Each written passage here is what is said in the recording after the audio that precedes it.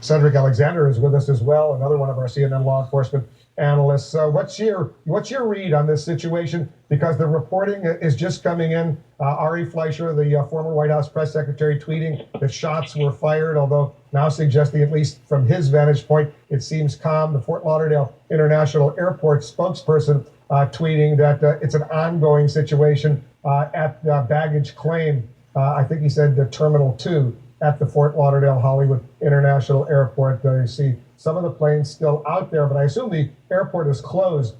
Cedric, what's your understanding? Well, at this point, I can only imagine they have probably shut down the airport, Wolf, to a point where there's no one coming in or going out. This is very early in this incident, and certainly going to be very early investigation. You're going to have a number of federal agencies that are going to be responding to this location as we speak. But I think here very shortly, within some reasonable amount of time, we'll be able to gather some intel information as to what occurred. And this is going to be ongoing for some time. But let me also note, having served at Dallas-Fort Worth Airport as a federal security director a few years ago, we rehearse and prepare ourselves for these potential type of events that have taken place. So I'm quite sure Fort Lauderdale and the leadership there and the federal security directors working very closely with Washington, D.C.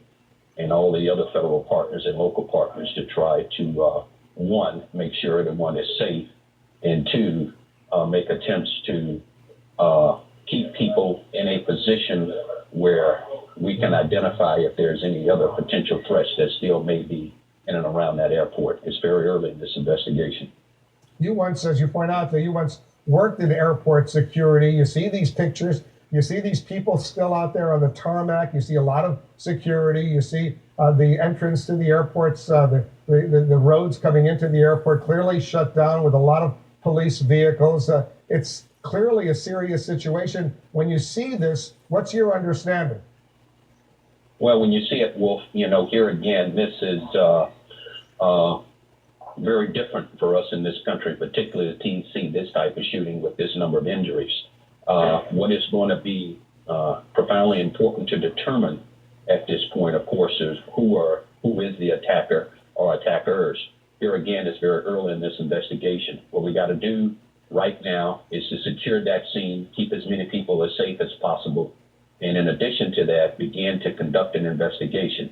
But here again, we're only within moments of this shooting.